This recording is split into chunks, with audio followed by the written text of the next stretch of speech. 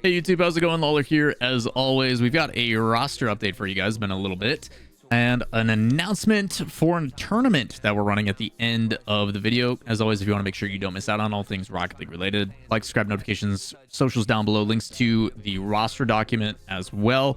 If you guys are just trying to stay up to date, it makes it real easy. We've got an update. Happy Halloween to everybody when we are recording this video, but we will be covering a few things here with the announcement at the end. First things first, if you guys didn't see it, and some of these are a little bit old, we're just trying to play catch up at this point. Vertice Pro, we were curious on what was going to happen with them now that the APAC team is kind of no more. And they're deciding to move to a major region, which I do not blame them. Again, for a lot of these organizations, the whole purpose is you are trying to get the best bang for your buck based upon not only roster costs, but also who gives you a probable chance to make the major. And with the kickoff LAN happening right now, there is a good possibility that top 6 getting to attend in person opens up those doors. So in that circumstance, I think it's really good for them to go and make that move. That being said, on the other side, obviously no longer are they rocking with Sosa with that APAC team. They're using Kevin, as we've reported earlier, but picking up Eugen, Matzer, and Vertice, kind of an amalgamation of all things what could be. Eugen obviously had a really solid rookie performance last year. While it seems like he still leans into a little bit of trying to do too much sometimes, the other part of it is Matzer has proven that he can be very competitive with that BDS roster. And then Vertice obviously just got back from the major, so, and the World Championship. A lot of talent. Will they come together? The difficulty is we've already seen this roster in performance in the Coupe de France qualifiers, and it didn't go that great. They were actually outperformed by Leost, who is 2 Danes, 1 Bruv. So early iterations. Still a lot of time of scrims and practice and development to happen, but it is not a good first start. You're even seeing a Yune in chat talking about, hey, they went 2-8. It wasn't that great. So a little bit left to be desired, but we'll see how it develops. Either way, everybody at this point is kind of fighting for that opportunity. That is something to keep in mind as well. You know, those off-season tournaments, say 2 Danes, 1 Bruv at that tournament does really well at Paris Games Week. Maybe Vertice Pro pivots and goes for them instead. You just never know. Up next, one that was confirmed that we kind of knew was happening in the process, but officially brought in. We didn't know if there was going to be contract jail or if it was going to be a possibility with Cheese on Gen G. It has been released that he is capable of going elsewhere because they are paying the buyout, and he's going to be joining Frosty from Complexity and Sosa from Vertice Pro. So 3 major quality players that have gotten the ability to play at the high level. Although removed, I think, from Frosty after SSG situation, but there is a lot of talent on this team. I've tried to ask as many players as I can, as many people that are competing and doing scrims over the last few weeks, where this team lines up. Other than the Cash Cup, we haven't seen much. They are capable of beating teams. We've seen them beat what is many assuming the second best team in Shopify Rebellion in the early rounds of that Cash Cup. But outside of that, there's a lot of question marks. We don't know, but would I consider them potential for top 6? Yeah, I think they'll fight for it, but realistically, I don't know how it's going to play out. Am very happy for Adam Baguette to go and coach a team with a roster and get paid for it, so that's a W at least. But realistically, with this team, I think it is a question mark for me. I genuinely do not know how these guys are going to perform. Again, now that we have, and if you haven't seen the video that we put out in regards to the changes that are happening for the kickoff tournament, just as a quick reminder, they're going to play Open 1 on November 14th, and then the following week, if they make top 6, then they go to Copenhagen and they play on LAN. It's a lot of pressure.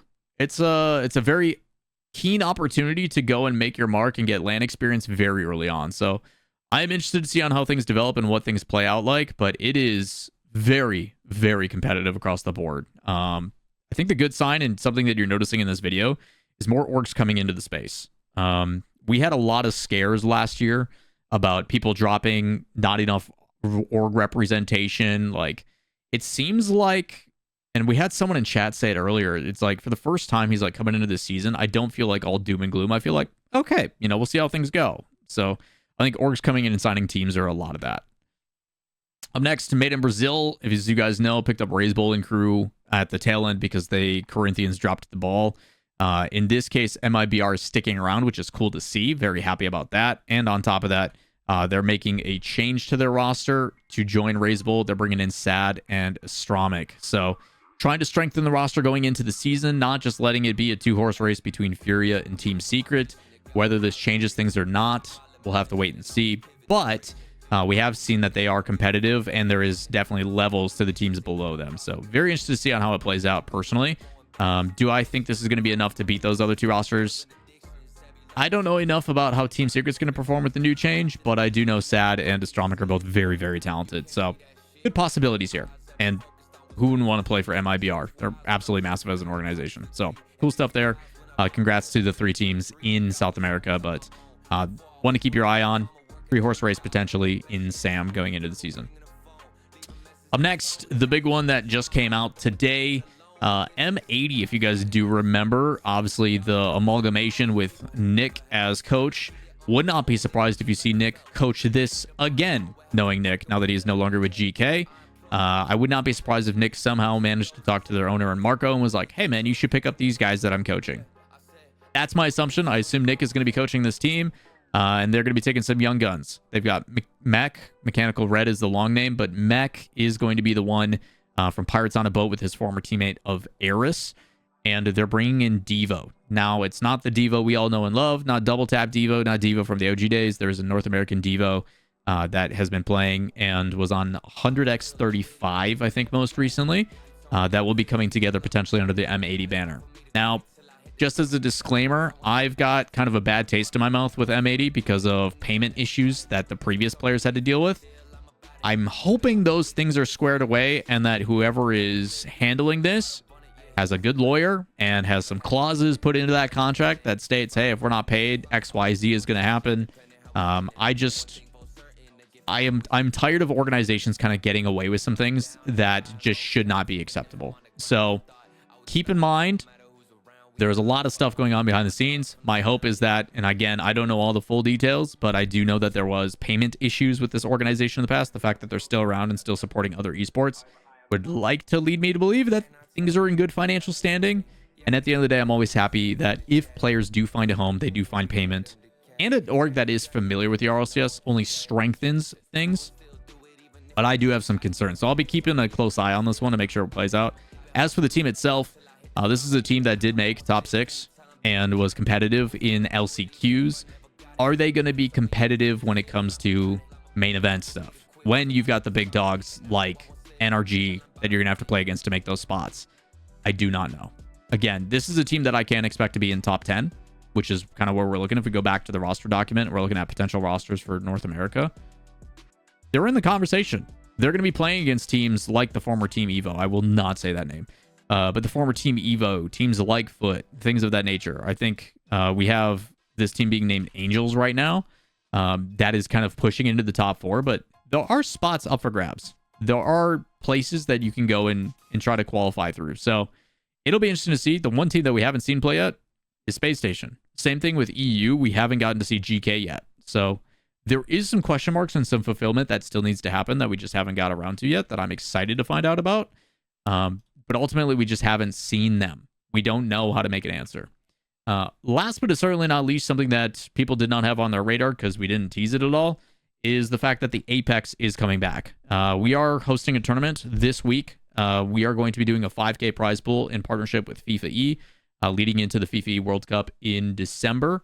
They reached out to us asking us to hype up an event that they're doing, and we said, you know, let's do a worldwide event. Let's do our best to get a bunch of creators involved and have some fun with it. So we will be doing an online only event for 2 days this weekend on November 8th and 9th. There is going to be qualifiers every day basically leading up to that with a bunch of different creators. The way that it's going to work is our creators, which are Cresper, Jordy's, Chief Beef, Fairy Peak, CJ, Talk, Firewall, and Mertzy, are going to be repping their country. They're going to host a 1v1 qualifier that people can sign up for and compete in as long as you are 18 and you have a valid passport.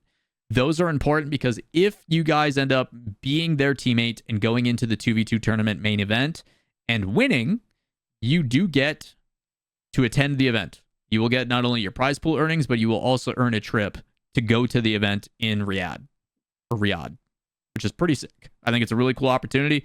I think it's really awesome that they were able to, you know, basically pitch in and help us out with that prize pool for an opportunity to kind of give back and let people experience the event. It's an international trip. It's really cool, but you have to be 18, no parental stuff, and you have to have a passport so we can get the quick turnaround time because the event's mid-December. It's very, very quick after. So that'll be going on this weekend. If you guys have additional details, check out the social post. It is on the Apex RL on Twitter. I've also retweeted it on my Twitter, so is Leth and I. But we'll be teaming up to do this and put it together. Special circumstance too for the teams that make top 4. So on Championship Sunday, the 9th, we'll also be doing a bounty system to where teams can earn challenges and complete challenges mid-series to earn additional cash. Not going to spoil what those bounties in. You got to tune in to watch. You'll be able to watch on my stream. You'll be able to watch on Leth and I's stream. Leaf and JamesBot will be covering the B stream as well, just so you don't miss literally any matches. We'll team stream them so you can see them all in one easy place, but should be a lot of fun. Trying to pack a whole lot into this video, but if you guys do have any additional questions, comments, concerns, links in the description as always down below, or stop by the stream, twitch.tv/Lawler. I'll be streaming and watching the qualifiers all week, just to make sure things are running smooth. But that's going to do it for me. Appreciate it as always. We'll see you in the next one. Peace.